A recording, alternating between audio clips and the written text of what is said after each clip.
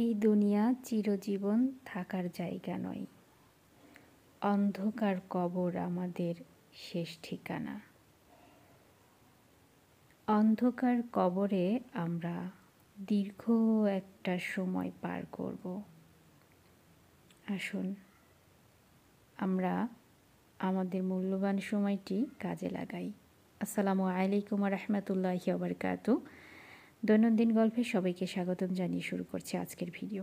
আজকে আপনাদের সঙ্গে একটি গুরুত্বপূর্ণ তথ্য শেয়ার করব। আজকের ভিডিওতে আপনারা জানতে পারবেন আমাদের শরীরের কোনো অঙ্গ স্ট্রোক হবে না একটি আমল করলে। যে আমলটি আমরা সকালে এবং সন্ধ্যায় করব। অর্থাৎ ফজরের নামাজ শেষ করে আমরা যে দোয়া দুরূদ পাঠ করি সবাই, এর ভেতরে আমরা আমলটি করব কোনো একটি সময়, এবং মাগরিবের পরে নামাজ শেষ করে আমরা যখন আমল করতে বসি এর ভেতরে কোনো একটা সময় আমরা করে ফেলব। অর্থাৎ আমরা সকাল এবং সন্ধ্যায় অবশ্যই 3 বার করে এই দোয়াটি পাঠ করব। কি দোয়া পাঠ করব চলুন আমরা এখন সেটি জেনে নিই। দোয়াটি হচ্ছে সুবহানাল্লাহিল আজিম ওয়া বিহামদিহি ওয়া লা হাওলা ওয়া লা কুওয়াতা ইল্লা বিল্লাহ। এই দোয়াটি আমরা 3 বার পাঠ করব।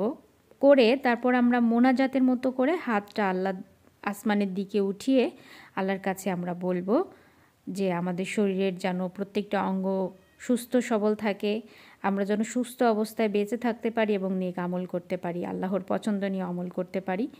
এবার আমরা হাতের মধ্যে একটু ফুঁক লাগিয়ে আমরা সারা গায়ের মধ্যে হাতটা একটু বুলিয়ে দিব।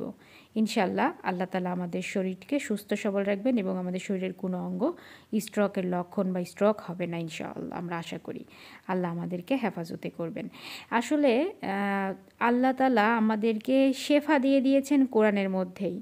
নানা রকমের ছোট ছোট আয়াত দিয়ে দিয়েছেন কোরআনের মধ্যে, যে আয়াতগুলো আমরা তেলাওয়াত করলে বা পাঠ করলে বা আমল করলে আমাদের সুস্থতা আল্লাহ তাআলা অবশ্যই দান করবেন ইনশাআল্লাহ।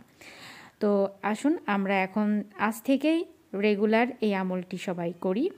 আমরা সকাল এবং সন্ধ্যায় 3 বার করে এই দোয়াটি পাঠ করব। আপনাদের বোঝার সুবিধার্থে আমি এখন স্ক্রিনে দোয়াটি লিখে দিচ্ছি, আপনারা এই দোয়াটি দেখে দেখে নোট করে নিতে পারেন। যদিও আমি বাংলায় আরবি উচ্চারণ লিখে দিচ্ছি, তাই আপনারা অবশ্যই আরবি উচ্চারণের যে অক্ষরগুলোর দিকে অবশ্যই দৃষ্টি দেবেন, যে উচ্চারণটা যেভাবে হবে সেই উচ্চারণটাকে ঠিক সেভাবে করার চেষ্টা করবেন। হ্যাঁ, আমি জাস্ট আরবিটা বাংলাভাবে লিখে দিচ্ছি, তাই আপনারা অবশ্যই উচ্চারণের সময় বুঝে উচ্চারণ করবেন, কারণ বাংলা উচ্চারণ আসলে আরবির মতো হয় না, আর এই জন্য কিন্তু আমরা গুণাগার হয়ে যেতে পারি। তাই অবশ্যই আরবি উচ্চারণটা ভালোভাবে করবেন। এখানে তো আমি আরবি লিখতে পারছি না, যার কারণে আমি আপনাদেরকে বাংলাটা লিখে দিচ্ছি। আপনারা এখানে বাংলাটা দেখে দেখে আরবির মতো করে উচ্চারণ, হরফগুলো সুন্দর মতো করে উচ্চারণ করবেন। সবাই ভালো থাকবেন। আসসালামু আলাইকুম ওয়া রাহমাতুল্লাহি ওয়া বারাকাতুহু।